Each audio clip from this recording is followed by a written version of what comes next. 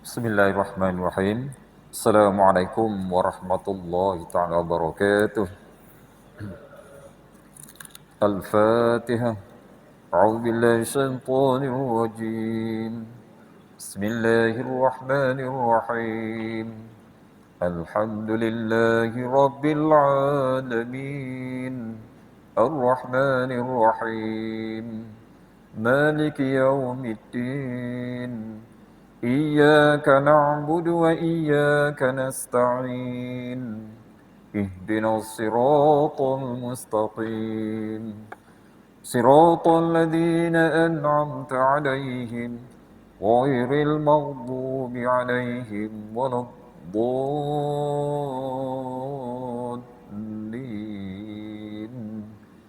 آمين. Bismillahirrahmanirrahim. Alhamdulillahirabbil alamin wa bihi nasta'inuhu wa nu'minu bihi wa natawakkalu 'alaihi wa na'udzu billahi min shururi anfusina wa min sayyiati a'malina. May yahdihillahu fala mudilla lahu wa may yudlil fala hadiya lahu. Asyhadu an la ilaha illallah wahdahu la syarika lahu wa asyhadu anna Muhammadan 'abduhu wa rasuluh. Rabbi shrah li sadri wa yassir li amri wahlul 'uqdatam min lisani yafqahu qawli. Subhanaka la ilma lana illa ma 'allamtana innaka antal alimul hakim.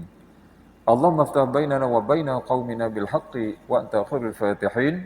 Allahumma faqihna fid din wa 'allimna 'ilman nafi'an ya arhamar rahimin. Amma ba'du. Alhamdulillah yang dimuliakan lagi dikasihi Tuan Imam, ahli jawatan Kuasa Masjid, muslimin dan muslimah para jemaah yang dikasihi, dirahmati lagi disayang Allah Subhanahu wa taala. Bersyukur kepada Allah Subhanahu wa taala di pagi yang penuh kebahagiaan ini kita ditempatkan oleh Allah Subhanahu wa taala semata-mata dengan rahmat, inayah, taufik, kasih sayang daripada Allah Subhanahu wa taala. Alhamdulillah kita dapat tunaikan fardu subuh berjemaah dan dapat kita meneruskan lagi dalam pelajaran tafsir. Jadi insya-Allah sekarang teruskan kita lihat surah An-Nisa ayat yang ke-114. Surah An-Nisa ayat 114. Baik, sebelum kita masuk kepada perbahasan kita pada pagi ini, insya-Allah kita lihat dulu pertalian cerita yang lepas ataupun ayat lepas dengan ayat yang akan datang ini. Jadi selama mana Allah tak menceritakan kisah, kisahnya, kisah Tu'mah,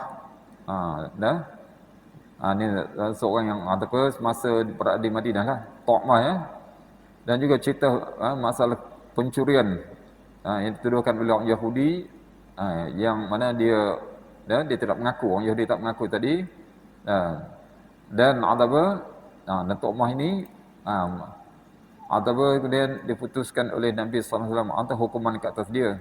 Sementara orang Yahudi tadi, maka mereka ini dipertahankan oleh kaumnya, dan ataupun mereka nak bebaskan dia daripada tuduhan tadi.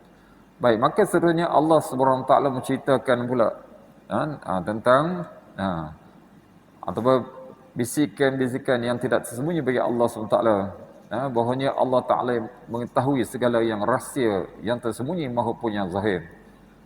Maka tidak ada kebaikan dalam berbisik-bisik, melainkan sekiranya maksud kebaikan dan juga untuk islah, memperbaiki sesuatu. Baik, itu yang dahulu. Dan kemudian Allah taala menceritakan tentang mereka yang bercanggah dengan perintah Rasul.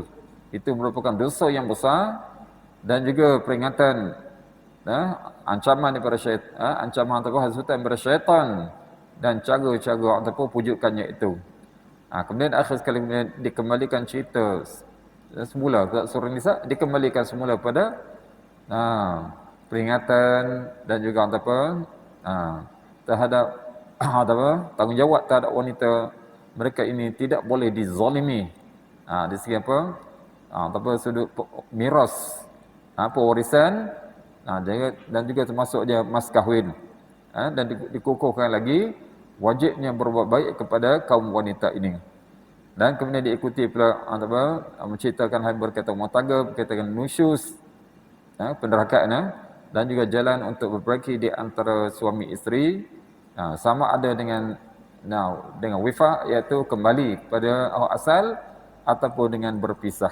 Di balik masalah hal yang berkaitan dengan rumah tangga, sebab nama pun surah Nisa. Baik, insyaAllah. Jadi kita lihat kepada tafsiran ayat demi ayatnya. A'udzu billahi minasy syaithanir rajim. لا خير في كثير من نجواهم إلا من أمر بصدقة أو معروف أو إصلاح بين الناس ومن يفعل ذلك ابتغاء مرضات الله فسوف نؤتيه أجرا عظيما. Baik. Jadi pada ayat ini maka Allah Ta'ala ceritakan iaitu setiap percakapan manusia walaupun berbisik sesemua dalam pengetahuan Allah Ta'ala. Jadi sini Allah ceritakan, kalau kita ingat yang dulu, cerita slot yang dulu di mana orang musyrikin mereka pada sangkaan mereka, sekiranya mereka bercakap lantang, Allah tahu. Kalau mereka berbisik-bisik, Allah Ta'ala tak tahu. Itu yang dahulu. Di sini pula Allah jelaskan ada bisikan yang baik. Ada bisikan yang baik, maknanya dia tak zahirkan kepada orang lain, tapi mungkin kita antara dua orang, antara beberapa orang, secara bisikan, tapi untuk perkara yang baik, maka ini yang perlu dianjurkan, Okey. Baik, jadi Allah jelaskan sini, la khaira fi katsirin min najwahum. Tidak ada kebaikan pada kebanyakan bisikan-bisikan mereka. Tu. Baik, mereka ni maksud manusia lah. Iaitu maknanya Allah ceritakan sini, apa yang dibisikkan sesama manusia itu, kebanyakannya itu tidak ada kebaikan. Betul lah, sebabnya apa? Manusia ni, kalau benda yang dia nampak elok, maka dia akan bercakap dengan lantang atau dengan kuat. Orang boleh dengar zahir, Tapi kalau benda tu tak elok, biasanya dia akan berbisik-bisik. Dia akan berbisik-bisik. Sebab tu Allah jelaskan, tidak ada kebaikan pada kebanyakan. Kebanyakan. Maksud dia, bukan semua tu tak baik, tapi Allah kebanyakan. Bisikan-bisikan mereka itu. Baik. Jadi dalam ini, Allah jelaskan kebanyakan apa yang dibisikkan dalam percakapan itu, oleh semua manusia itu, yang mereka sembunyikan daripada pengetahuan orang lain. Atau Allah Ta'ala tahu tapi Allah jelaskan kebanyakannya tidak baik. Sebab biasanya perkara yang tidak elok. Baik. Kemudian Allah ceritakan apa yang elok. Tu. Illa man amara bisadaqatin aw ma'rufin aw islahin bainan nas. Kecuali di sini Allah jelaskan 3 perkara. 3 perkara ini nak bisik-bisik, okey, tidak menjadi masalah.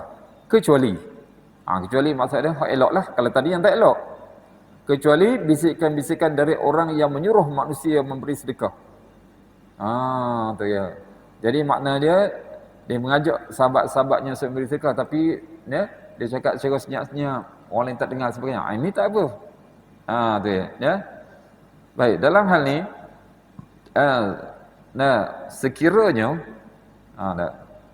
sekiranya kita katakan perkara tadi perkara baik, contohnya bersedekah, dia bisik kepada kawan dia. Mungkin kawan dia tu orang kalau kita orang yang kalau cakap yang lantang-lantang tu mungkin dia rasa malu, dia ni kita kata orang yang kedekut sedikit. Sebagai kedekut sikit bila kedekut sikit, kalau cakap lantang ni seolah tuju pada dia. Jadi mungkin hak bisik-bisik ni mungkin orang ni akan terkesan dia dapat dia dapat kebaikan. Okey, itu yang pertama. Bisik untuk ajak orang buat kebaikan, untuk beri sedekah tidak menjadi masalah. Au ma'rufin, atau berbuat makruf. Berbuat makruf. Makruf ni banyaklah. Mana perkara yang elok, perkara yang disukai oleh Allah Ta'ala, yang diredai Allah dan apa yang dibawa oleh Nabi baginda SAW, ini perkara makruf. Baik, itu yang kedua dah. Yang ketiga, au islahin bainan nas, atau mengadakan perdamaian di antara manusia. Tu, mungkin kita kata dia berbisik kepada sahabat-sahabatnya yang mungkin bertelingkah dan sebagainya. Tujuannya untuk memperbaiki keadaan mereka ini. Baik, maka itu yang digalakkan, disarankan. Jadi sini Allah sebutkan 3 perkara. Walaupun ada yang lain banyak lagi, tapi 3 perkara ini Ya, 3 perkara ini menunjukkan keutamaan. Ya. Kalau tak dicakap lantang-lantang pun tidak apa. Yang pertama buat sedekah, yang kedua mengajak buat makruf, yang ketiga mendamaikan orang yang bertelingkah. Nah, kata Imam Tabari. Nah, kata Imam Tabari Taala, baik al-ma'ruf di sini iaitu segala apa yang diperintahkan oleh Allah Subhanahu taala. Tu yang ma'ruf tu apa yang diperintahkan oleh Allah semua ma'ruf belaka. Nah, ataupun dia kata, yang sunat dilakukan. Yang sunat dilakukan juga. Iaitu daripada amalan-amalan kebaktian dan juga kebaikan. Ada. Baik, sementara islah pula katanya perdamaian adalah iaitu mendamaikan di antara dua orang yang bermusuhan atau bertelingkah. Tu, ya. Baik, itu yang Allah Taala Allah kenaki. Baik, Imam Ahmad diriwayatkan daripada Ummu Kulsum bin Uqbah binti Uqbah radhiyallahu anha, bahwasanya dia telah mendengar Rasulullah sallallahu alaihi wasallam bersabda. Ini tentang orang mendamaikan saudara ni lah. Laisal kadzdzabul ladzi yuslihu bainan nasi fayanmi khairan aw yaqulu khairan. Ini dengan pada Nabi katanya, tidak termasuk pendustaan. Tidak menjadi seorang pendusta lah. Bukan seorang penipu. Seorang yang mendamaikan antara manusia, sedangkan dia menyampaikan perkataan yang baik atau berkata baik. Tu ya. Ini selalu kita dengar dah, ya. Sekiranya dua orang bergaduh dan sebagainya. Kemudian ya orang yang menjadi orang tengah ni, biasanya orang yang tak elok dia mengadu domba. Nak memisahkan hubungan silaturahim ataupun nak bagi dua orang tu bergaduh. Itu yang Allah Taala larang, ya. Tapi kat sini kalau dia kata baik, padahal contohnya macam saya dia pergi pada si A, dia kata si B nak jumpa. Padahal si B tak kata pun. Dia pergi pada si B pula, dia kata dia kata si A pula nak jumpa sebagainya. Nak bermaaf-maafan, ya. Padahal kita apa? Dua-dua ni tak ada perancangan pun. Tapi orang yang tengah ni dia buat perancangan. Baik, macam ni bukan pendustaan, ya. Walaupun kita nampak macam dusta, tetapi sebab untuk mendamaikan dua orang yang bertelingkah, maka hukumnya adalah harus, ya. Kalau nampak dusta dah tadi. Sebab apa? Orang ni tak kata pun, tapi dia mengatakan. Tapi dah ini untuk kebaikan. Untuk kebaikan. Baik, tapi jangan dia gunakan alasan yang sama juga. Alasan yang sama juga ni terhadap isteri dan sebagainya. Ini biasanya kan tak?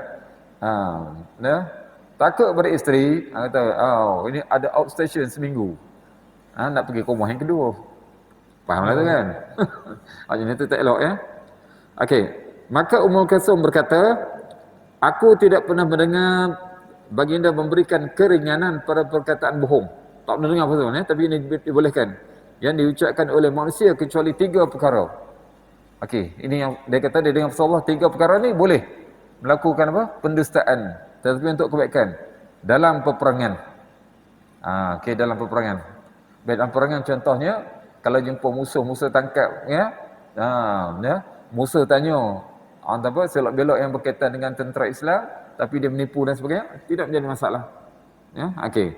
Dalam peperangan tidak menjadi masalah. Yang kedua, untuk mendamaikan antara manusia, tadi yang bergaduh, ya. Baik, yang ketiga, dan ucapan bohong seorang suami kepada isterinya. Serta ucapan isteri kepada suaminya. Tapi ini jangan kata bohong sunat pula.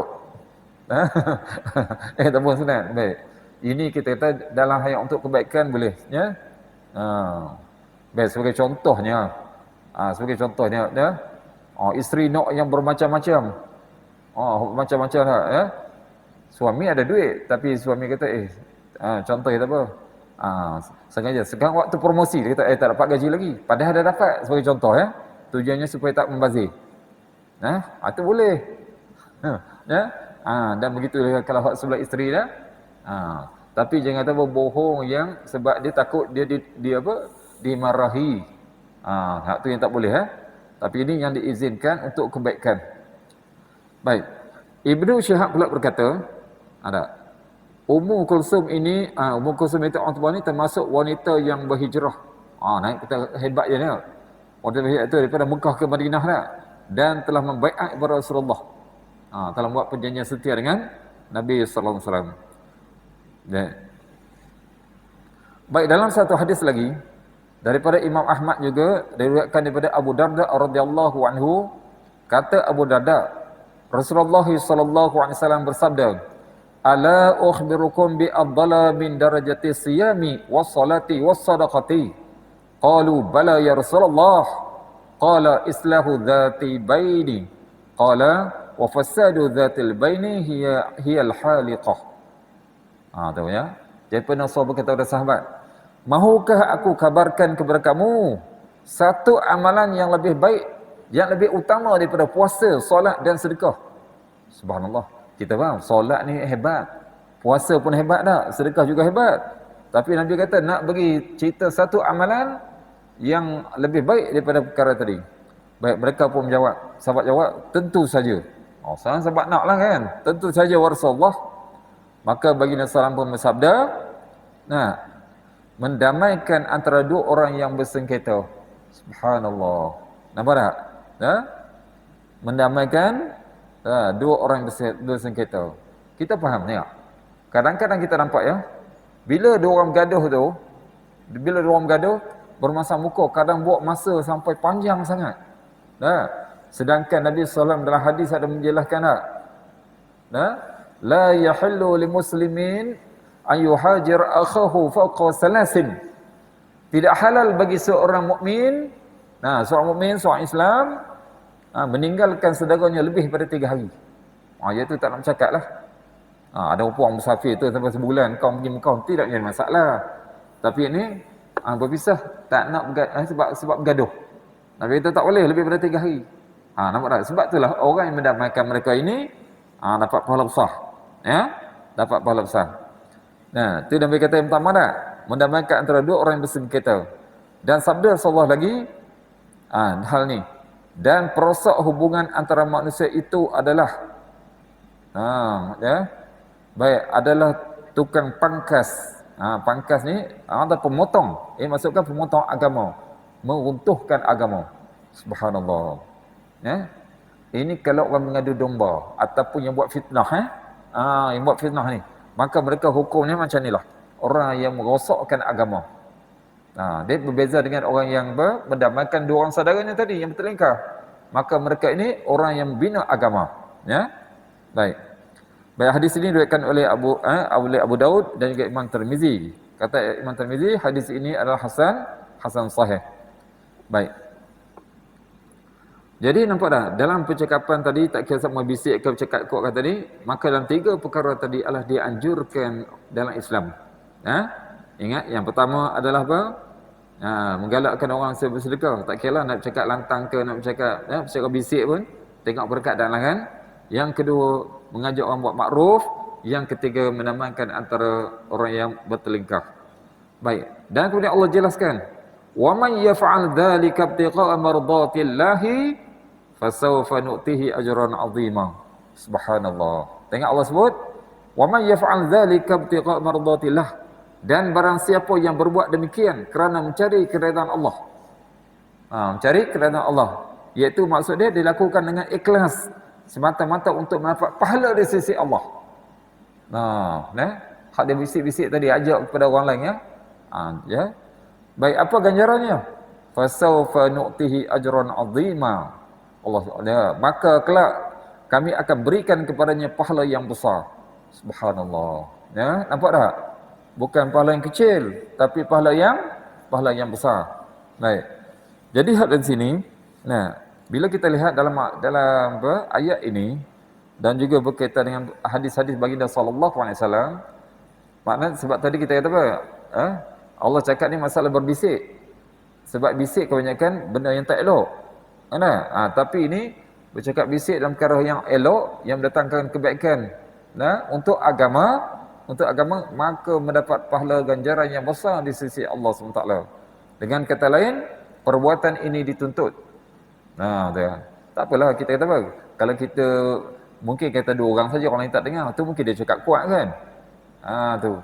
Mungkin kalau depan orang ramai, kan? Mungkin dia pergi bisik. Sebab apa? Kadang-kadang tidak sebab tak nak menjatuhkan air muka orang tadi. Itu kena jaga tak? Kalau cakap lantang, mungkin akan menjatuhkannya identiti image orang tadi. Itu orang tengok pada masalah. Ya, daripada masalah tadi.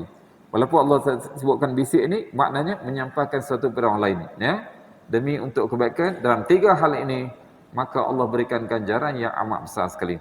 Allahu Akbar. Ya. Baik. Baik, dan kemudian ayat seterusnya itu soalan Allah Taala cerita hak semula masalah kisah hak Tuqmah tadi.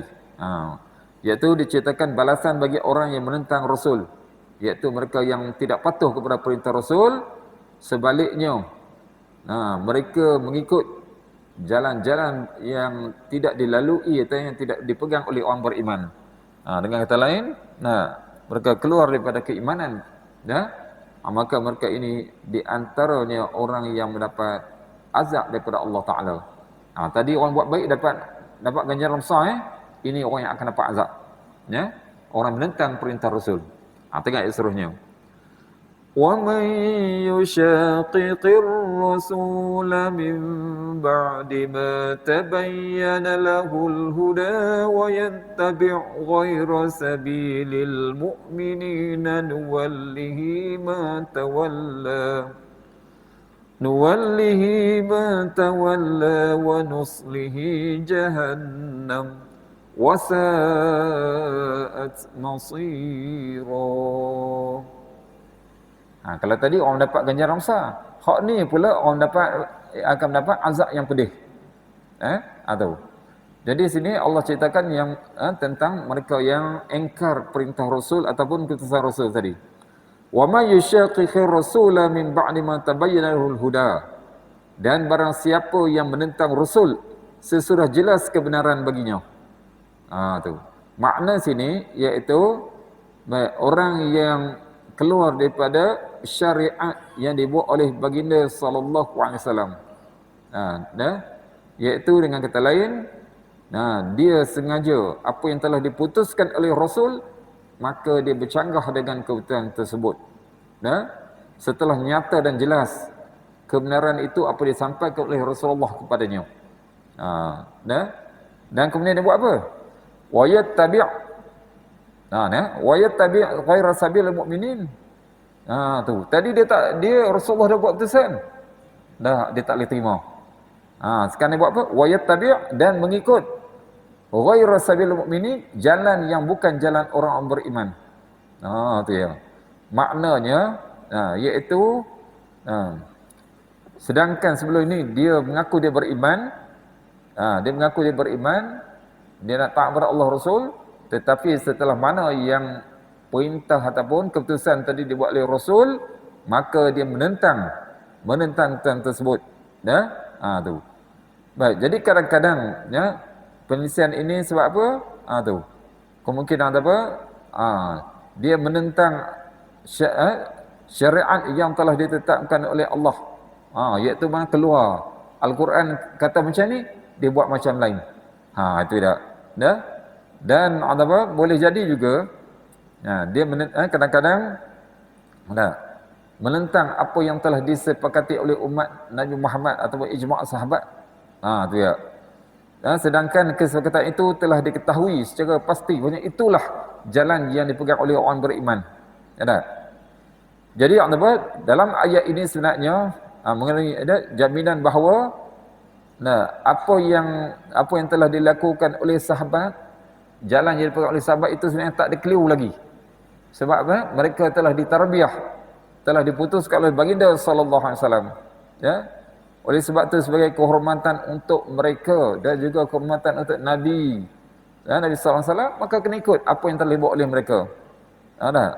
Padahal apa? Dan banyak sekali hadis sahih yang menjelaskan kebenaran kebenaran apa yang telah diputuskan oleh Nabi dan juga apa yang telah dilakukan oleh sahabat-sahabat baginda sallallahu alaihi wasallam. Baik. Jadi apa? Kalau kita lihat dalam ayat ini ada sebab nuzul. Ada sebab nuzul dia. Baik, cerita daripada Tuqmah bin Tuqmah bin Ubairaq. Tuqmah bin Ubairaq, baik, Tuqmah bin Ubairaq ini dia mengaku dia beriman. Betul ya? dalam masalah ni dia telah mencuri barang orang. Dia telah mencuri. Maka Nabi SAW telah memutuskan. Memutuskan apa? Kalau curi, maka dihukumkan potong tangan. Potong tangan. Baik, apabila dia dengar gitu, Tu'mah ni, maka dia lari meninggalkan Madinah, dia lari ke Mekah. Dia lari ke Mekah sana, dia murtad daripada Islam. Allahu Akbar. Dia murtad daripada Islam. Sebab apa? Tak boleh terima keputusan Nabi SAW. Jadi ayat ni nampak ditujukan kepada Tu'mah bin Ubairah. Ayat ni dengan ayat sebelum ni ada dulu. Tu ya. Baik. Itu yang Allah jelaskan wa man yushaqiqillah. Tu ya. Barang siapa menentang Rasul, makna menentang keputusan Rasul ya. Iaitu turun pada Tu'mah tadi. Dia sepatutnya apa kena terima hukuman tadi. Tapi dia menentang ni cara apa? Dia lari. Dia lari daripada Madinah pergi ke Mekah. Dia sekongkol dengan puak Mekah sana dan murtad, keluar dia daripada agama Islam. Inilah sebab tu Allah jelaskan apa? Sini ayat yang seterusnya Allah sebut nuwallihi ma tawalla. Kami biarkan dia.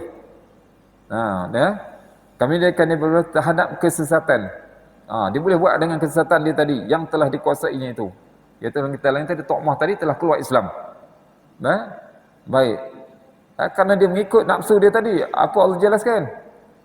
Wa nuslihi jahannama. Dan kami akan masukkan dia ke dalam neraka Jahannam. Tu nampak ya. Ini nampak dah ni orang ni dia tak tunjuk dia menentang Rasul, tapi dia lari daripada keputusan yang telah buat oleh Nabi sallallahu alaihi wasallam tadi. Sebab tu maka sini Allah Taala beri ancaman kepada dia. Neraka Jahannam tempat dia. Wasa'at masira, dan neraka Jahannam itulah seburuk-buruk tempat kembali. Allahu Akbar ya. Jadi makna sini jalan yang ditempuhnya, jalan yang diambilnya itu iaitu jalan apa? Lari daripada hukum syariat dan kemudian dia keluar pada agama pula. Maka Allah jelaskan kami akan membalasnya. Kami akan membalas.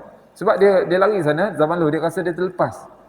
Dia rasa dia lepas, dia selamat tapi Allah kata Allah akan jadikan apa yang dia anggap baik itu, apa yang dia anggap baik itu sebab ia dihiasi oleh syaitan. Syaitan ni di kalangan manusia dan jin ada juga sahabat-sahabat dia. Sahabat-sahabat kita mu nak selamat mu lari. Macam itulah ya, bagi nasihat mereka dah. Tu. Baik ya. Jadi seperti mana dihiasi daripada dia rasa apa? Dia dah selamat, dia rasa dia ya dia tidak salah sebagian itu. Baik, inilah sebahagian daripada istidraj. Istidraj ini Allah Taala tarik kenikmatan bentuk iman dia sedikit demi sedikit tadi.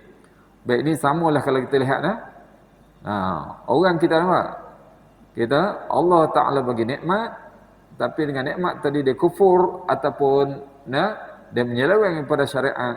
Tengok seperti mana dalam surah Al-Qalam ayat 44. Maka Allah Taala berfirman, ba'dzubillahi syaitanir rajim, fadharni wa man yukadzibu bihadzal hadis sanastarrijuhum min haitsu la ya'lamun. Ini Allah jelaskan Maka serahkanlah wahai Muhammad kepadaku. Allah kata serahkanlah Muhammad kepadaku urusan orang-orang yang mendustakan perkataan ini. Itu kan Al-Quran. Ya, maknanya orang yang tak terima hukum apa yang diturunkan oleh Allah Taala. Baik, Allah jelaskan apa? Nanti kami akan menarik mereka dengan berangsur-angsur ke arah kebinasaan.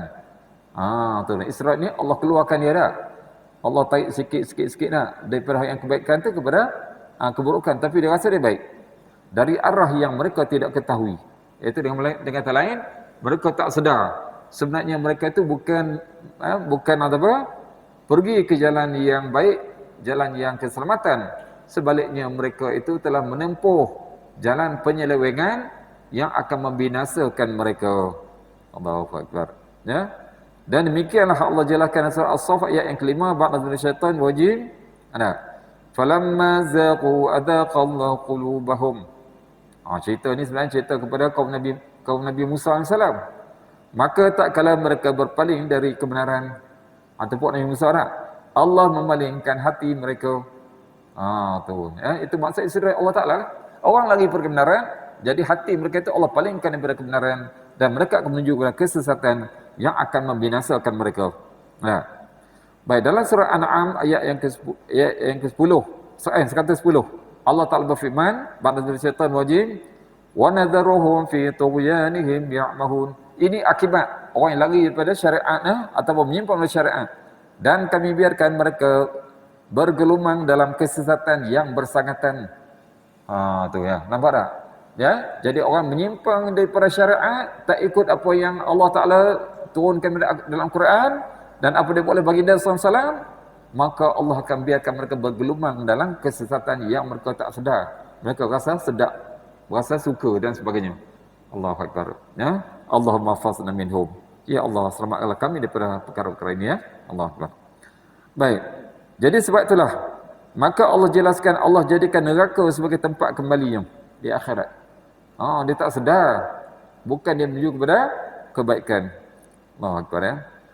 Jadi muslimin dan muslimat yang berkati Allah Ta'ala, ingatlah, istidraj ini satu perkara yang menakutkan, yang membimbangkan. Ya. Kadang-kadang manusia ni tak perasan. Kita lihat seperti mana yang pernah berlaku, ya, kepada sahabat Nabi SAW, Sa'labah. Sa'labah, ceritanya cukup masyhur tu. Orang yang menggembala kambing. Ya, dia gembala kambing. Kemudian dia pergi jumpa Rasulullah SAW, minta Rasulullah doakan supaya apa? Usaha dia tu diberkati Allah Ta'ala. Allah jadikan kambing dia membiak berkat doa Nabi, ya. Masa dia pelihara kambing sikit-sikit tu boleh jaga sembahyang 5 waktu. Boleh sembahyang 5 waktu. Bila kambing dah banyak, bila kambing dah banyak, tak sempat dah. Tinggal beberapa waktu lagi. Dan kemudian Allah tambah lagi. Dah tak nampak dah. Itulah yang kita takut, ya. Kita takut dah. Masa susah boleh datang masjid, boleh duduk dalam kuliah, boleh dalam majlis-majlis ilmu. Kemudian Allah uji, Allah bagi apa? Bagi Allah tambahkan kerja dia lebih lagi. Dia nampak apa? Kerja lebih bagus sebab dapat banyak. Nampak, ini juga takut istidraj. Takut istidraj. Jangan kata Allah Ta'ala berkatkan dia. Tak, itu istidraj, ya. Tu ya Allah berkati, apa? Walaupun rezeki dia bertambah dan sebagainya, dia semakin hampir kepada Allah. Semakin dia tak kedekut, semakin dia tak ada sifat tamak. Ya. Ini orang yang mendapat keberkatan pada Allah Ta'ala. Okey. Baik. Baiklah. Jadi Allah Ta'ala jadikan neraka bagi tempat kembali mereka tu di akhirat nanti. Kerana siapa yang telah keluar pada hidayah, macam tadi Tu'mah tadi, dia telah murtad. Siapa yang telah keluar hidayah, maka tidak ada lagi jalan keselamatan bagi dia kecuali sebenarnya dia melangkahkan kaki dia menuju ke neraka pada hari kiamat nanti. Masya-Allah lah kalau dia bertaubat dan sebagainya. Tu.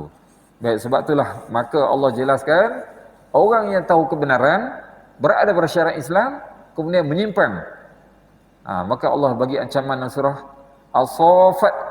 Dan surah Al-Saffat ayat yang ke-22, ba'da syaitan wajim, uhsyurul ladina zalamu wa azwajahum. Kepada malaikat diperintahkan. Ini Allah perintah kepada malaikat pada kiamat nanti. Kumpulkanlah orang-orang yang zalim. Tu, orang zalim tadi siapa? Mereka yang tahu kebenaran, tinggal kebenaran, bagi kepada kebatilan. Tahu syariat yang sebenar, maka dibiarkan, ditinggalkan, mengikut kepada jalan kepalsuan, jalan kena hawa nafsu. Jadi sebab tu Allah sebut kepada Allah perintah malaikat pada kiamat nanti, kumpulkanlah orang-orang yang zalim beserta pasangan-pasangan mereka. Pasangan mana orang yang sama dengan mereka lah. Yang bukan zalim, semua mereka akan dikumpulkan nanti pada hari kiamat nanti. Allahu Akbar. Malahan dalam surah Kahfi ayat yang ke-53, ya, Allah Ta'ala berfirman, pada syaitan wajim, Wa ra'al mujrimuna an-nara fa dhannu annahum waqi'uha wa lam yajidu 'anha masrifa. Tu ancaman Allah Taala punya ancaman supaya manusia ni cepat-cepat insaf, bertaubat, kembali ke pangkuan jalan, menjadi orang yang elok, orang yang buat kebaikan. Baik, jadi surah Kahfi Allah sebut, dan orang-orang berdosa melihat neraka. Orang berdosa nanti diperlihatkan neraka kepada mereka. Maka mereka yakin. Dan mereka yakin bahawa mereka akan jatuh ke dalamnya dan mereka tidak menemukan tempat berpaling daripadanya. Tak ada tempat nak paling, tempat nak lari. Allahu Akbar Jadi Allah cerita siap-siap dah supaya manusia ni, kita tak tahu benda ni akan berlaku. Tapi Allah cerita siap ada soal apa? Kita boleh tahu. Soalan macam kita boleh tahu walaupun kita tidak nampak dengan mata kepala kita sendiri. Jadi sebab itulah kita sebagai yang beriman, maka keimanan kita kepada ayat-ayat suci Al-Quran dengan sepenuhnya, dengan hati yang kita yang kita 100% dapat menerima apa yang diterangkan oleh Allah Ta'ala, kerana inilah yang pasti akan berlaku, pasti berlaku tadi. Okey, baik. Okey, jadi setelah mana Allah jelaskan mereka yang sesat pada hidayat, Allah sediakan neraka untuk mereka. Untuk mereka Baik. Dan kemudian jadi Allah jelaskan. Sebabnya kita tahu sebab bila orang murtad tu, maka dia akan buat syirik dan sebagainya. Jadi Allah jelaskan bahawanya dosa syirik, dosa syirik tidak akan diampun, tidak akan terampun. Tidak akan terampun, dan Allah Subhanahu Wa Taala boleh ampunkan selain daripada dosa tersebut. Syirik maka Allah Taala tak akan ampunkan. Tengok ayat seterusnya.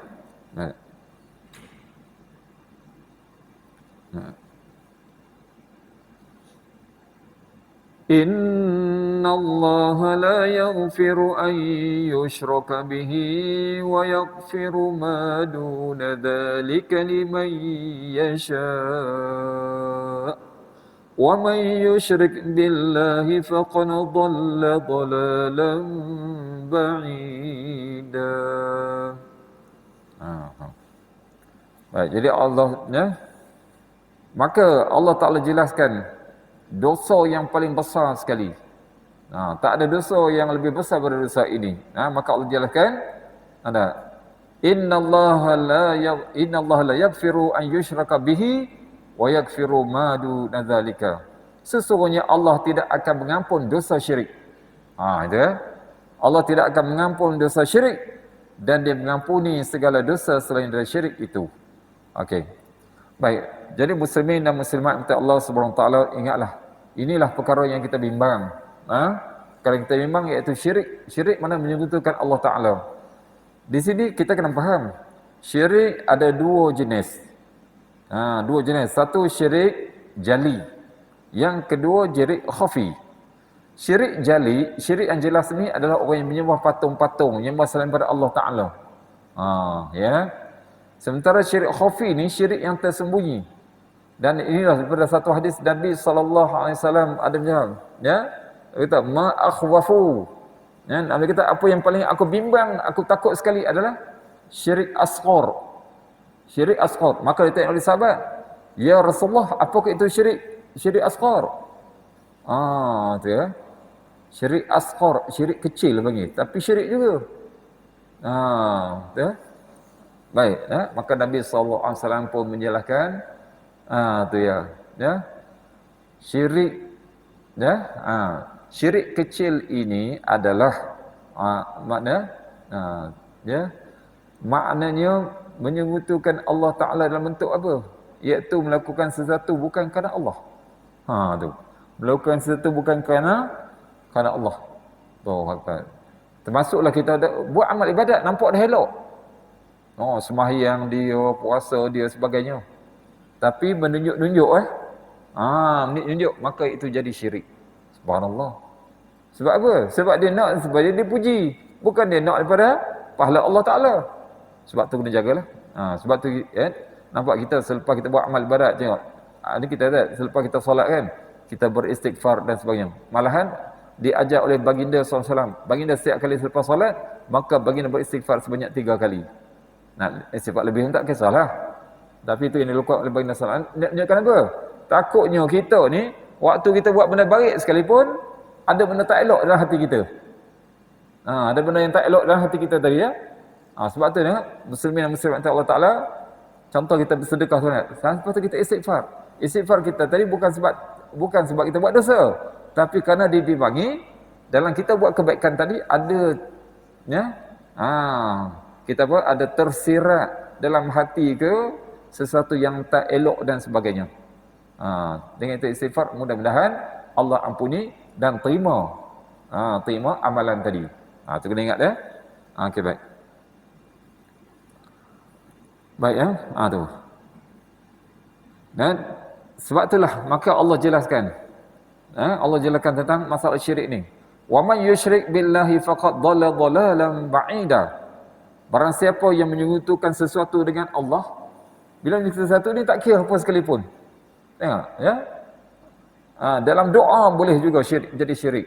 Allahu akbar. Ya. Macam saya kata dah, dalam solat tadi boleh disyirik juga. Bukan masalah sembah patung. Bukan sembah patung tak. Tapi dalam itu sebab riak. Dia sebab riak tu di antara syirik yang Nabi SAW amat takut bimbingan ya. Sebab benda tu boleh berlaku pada setiap manusia.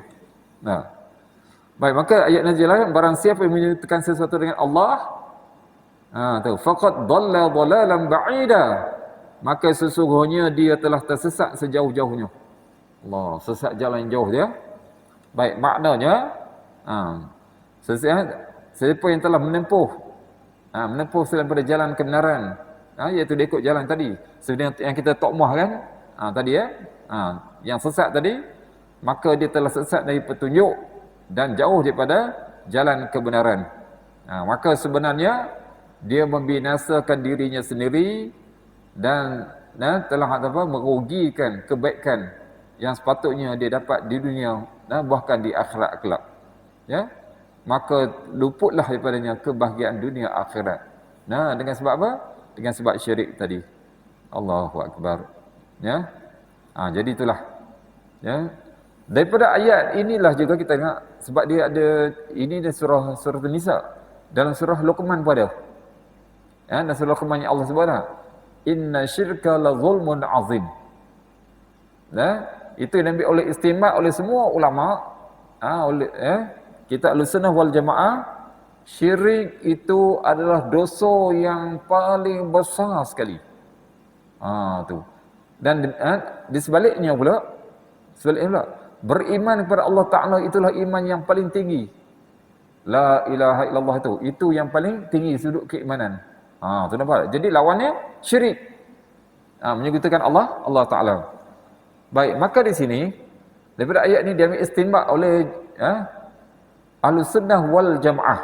Ya, Ahlussunnah wal Jamaah lah. Sebab Allah ceritakan Allah tidak mengampuni syirik. Baik, jadi yang pertamanya, maka syirik tidak akan terampun melainkan dengan bertaubat. Itu wajib bertaubat ya. Tak boleh kita kalau tak taubat, mesti bertaubat. Okey. Yang keduanya, Allah sebut Allah boleh ampun selain daripada syirik. Allah boleh ampun selain daripada syirik. Maka ini hanya Ahlussunnah wal Jamaah je. Baik. Semua dosa besar selain daripada syirik, Allah Ta'ala boleh ampunkan. Tu. Walaupun dia tak pernah bertaubat. Okay? Allah boleh ampunkan. Nampak tak? Tapi dia bagi hak Allah Ta'ala lah. Kalau Allah Ta'ala nak masukkan dia ke neraka terlebih dahulu, itu hak Allah. Kalau Allah Ta'ala nak masuk dia ke syurga pun, itu adalah hak Allah Subhanahu Wa Ta'ala. Tu kena faham lah. Itu yang dipegang oleh Ahlussunnah wal Jamaah. Ya, syirik tak dapat tidak, maka bertaubatlah. Kalau tak bertaubat, maka tak ada jalan. Tidak ada jalan pengampunan. Selain hal yang selain itu, diandai kata buat dosa yang besar lain, persoalan dia, adakah orang yang buat dosa besar, selain bersyirik tadi, akan kekal dalam neraka? Dijawab oleh Ahlussunnah wal Jamaah, jawapannya tidak. Sebab Allah sebut, Allah boleh ampun siapa yang dikehendakinya. Tapi ingatlah, kalau buat dosa lain pun jangan kita, tak apalah, Allah Ta'ala ampun. Tak. Bagi kita ni wajib bertaubat.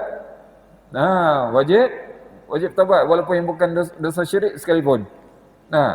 Malahan ulama-ulama sufi, ahli tasawuf, bagi mereka orang yang muqarrabin, dosa kecil pun dianggap berat. Dosa kecil pun dianggap berat, dan dosa kecil pun bagi mereka kena bertaubat. Apatah lagi dosa besar. Allahu Akbar. Sebab itulah muslimin dan muslimat yang Allah Ta'ala, kita hari ini kita tak tahu dalam kehidupan kita harian. Kita duduk masjid pun kita kata, kita selamat dah, belum tentu lagi. Mungkin dalam tengah-tengah masjid pun duk buat orang lain-lain lagi. Boleh jadi ke? Kalau di luar masjid, lagilah kita faham. Dosa tidak dosa tidak dapat dihalang. Pandangan kita, pendengaran kita, tangan, kaki, semuanya boleh mendatangkan dosa belaka. Allahu Akbar. Sebab itulah maka banyak-banyaklah kita beristighfar. Tu. Sampai Allah Ta'ala puji orang mukmin. Mereka solat ketika orang tidur. Faham tu? Waktu mana tu? Dan mereka beristighfar waktu sahur. Allah sebut dah waktu tu. Mereka beristighfar waktu sahur. Allah puji dan sebab apa? Mereka akui dosa. Mereka ni orang berdosa. Mereka merayu kepada Allah Ta'ala pengampunan. Semoga mereka diampunkan Allah SWT. Allahu Akbar. Jadi insyaAllah bersama bersama Allah Ta'ala, insyaAllah kita sekarang itu dahulu. Mudah-mudahan kita dapat pengajaran. Pengajaran tadi. Jadi yang pertama sekali kita tengok tadi, nak berbisik ke nak cakap kuat tadi, dalam 3 perkara yang dituntut, iaitu yang pertama, mengajak supaya orang bersedekah, ajak orang buat makruf yang baik, dan mendamaikan antara orang yang bertelagah, bergaduh sebagainya. Dan kemudian peringatan, jangan kita menyeleweng daripada syariat. Syariat ni maksudnya nas-nas yang ada dalam Al-Quran dan juga apa yang telah oleh baginda sallallahu alaihi wasallam, kerana mereka itu menempuh jalan ke neraka. Menempuh jalan ke neraka. Dan kemudian Allah jelaskan, syirik itu adalah dosa yang tidak terampun melainkan dengan taubat. Dan sebab itulah kita ni sentiasalah kita boleh bertaubat, kita beristighfar, memohon keampunan kepada Allah Ta'ala pada setiap masa. Jadi mudah-mudahan Allah Ta'ala beri kekuatan kepada kita, dapat jadikan renungan iktibar pengajaran untuk kita amalkan, dan dapat tawarkan kepada sahabat-sahabat yang tiada sini. Walahuna aqulu qawli hadza astaghfirullah lakum wa billahi taufiq wal hidayah. Wassalamualaikum warahmatullahi taala wabarakatuh. A'udzu billahi syaitanir rajim. Bismillahirrahmanirrahim. Ya arhamar rahimin ya arhamar wasakin. Allahumma inna nas'aluka khaira ma sa'alaka ibadaka rahman sallallahu alaihi wasallam wa na'udzu bika min syarri ma sta'ala Muhammad sallallahu alaihi wasallam. Allahumma ja'al Qur'ana syafi'an lana fid dunya wal akhirah wa ja'al lana syafi'an fil qabri wa fil mahsyar wa fil mizan wa fis sirat wa adkhilna al jannata kal fasih birahmatir rahimin. Allahumma fi nimati wa tarda. Allahumma zidna amalan nafi'an wa zidna yaqinan sadiqan wa zidna amalan mutaqabbalan 'indaka ya arhamar rahimin. Rabbana zalamna anfusana wa in lam taghfir lana wa tarhamna lanakunanna minal khasirin. Rabbana atina fid dunya hasanah wa fil akhirati hasanah wa qina adzabannar. Wa sallallahu ala sayyidina Muhammad wa ala alihi wa sahbihi ajma'in. Walhamdulillahi rabbil alamin.